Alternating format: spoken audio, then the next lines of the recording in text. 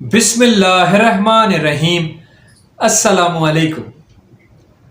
آج یوم ولادت ہے، یوم پیدائش ہے حضرت علی رضی اللہ تعالیٰ عنہ کا، جنہوں نے اسلام کے لیے اپنی پوری زندگی وقف کر دی۔ ان کی بے شمار قربانیاں اور ان کا بے انتہا کام ہے، بے حد ڈیڈیکیشن ہے اسلام کے لیے۔ تو سب سے پہلے میری آپ لوگوں سے یہ ریکویسٹ ہے کہ میرے چینل کو سبسکرائب کیجئے، لائک کیجئے، شیئر کیجئے، کیونکہ میں چاہتا ہوں کہ میری بات زیادہ سے زیادہ لوگ سنیں۔ آپ کے سبسکرائب کرنے سے میری آخرت زیادہ سے زیادہ لوگ سنوار سکیں گے، میری بات سن سکیں گے، اور مجھے بھی اس کا اجر ملے گا، آپ کو بھی صرف ایک کلک پر اس کا اجر ملے گا انشاءاللہ۔ تو کائنڈلی میرے چینل کو سبسکرائب کیجئے۔ بسم اللہ الرحمن الرحیم۔ السلام علیکم۔ آج حضرت علی کا یوم ولادت یعنی یوم پیدائش ہے، جو کہ ہر مسلمان یا تمام مسلم امت مسلمہ کے لیے بہت ہی فضیلت والا دن ہے، کیونکہ حضرت علی کی اسلام میں بہت قربانیاں ہیں اور بہت زیادہ ان کا کام ہے دین اسلام کے حساب سے۔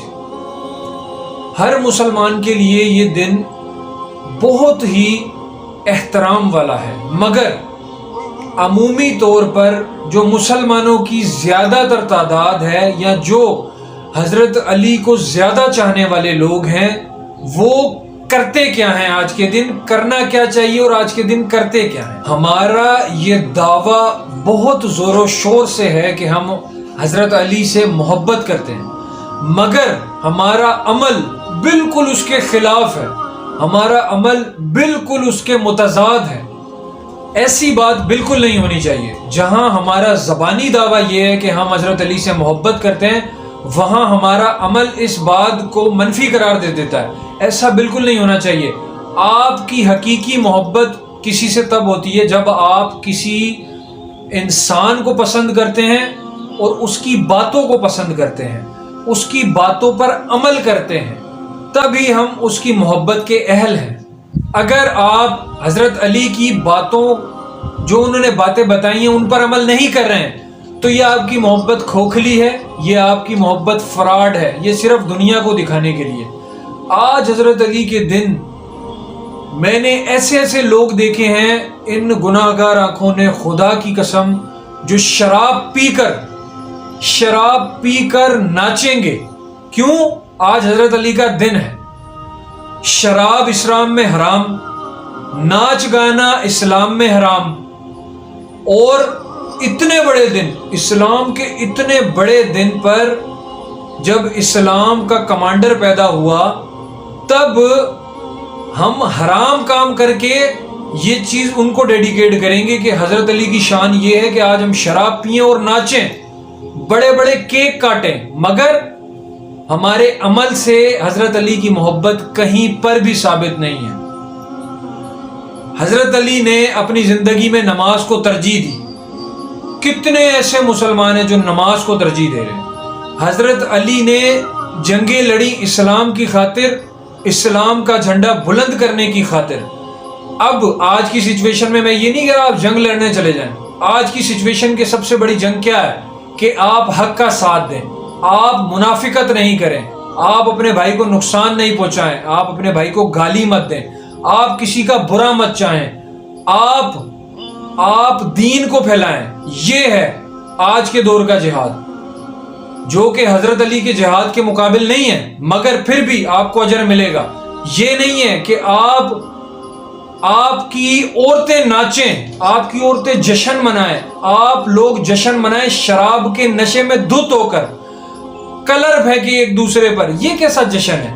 یہ تو اسلام کا کسی طور پر حصہ نہیں ہے۔ حضرت علی رضی اللہ تعالی عنہ ایک ایسی ہستی ہے، غزوہ بدر میں جنگ کے دوران ہم نے مسلمانوں نے 72 ان کے جو تھے کفار مارے تھے، جن میں سے کتابوں میں یہ لکھا گیا ہے کہ حضرت علی نے 72 میں سے آدھے صرف حضرت علی نے مارے تھے۔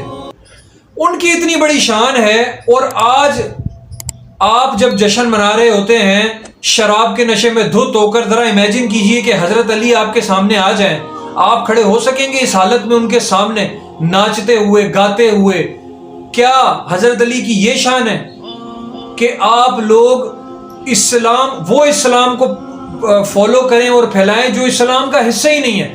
حضرت علی نے اپنی پوری زندگی اسلام کی راہ میں وقف کر دی، محمد کی سنتوں پر چل کر وقف کر دی، اللہ کی راہ میں حق سچ کا جھنڈا بلند کرتے ہوئے وقف کر دی، اور آج ہم حضرت علی کے نام پر وہ کام کر رہے ہیں جو دین کا حصہ نہیں، جو حضرت علی کی پوری زندگی سے کہیں ثابت نہیں، حضرت امام حسن حسین کی زندگی سے ثابت نہیں، مگر ہم وہ چیز فالو کر رہے ہیں۔ تو بھائی آپ کس کو خوش کر رہے ہیں؟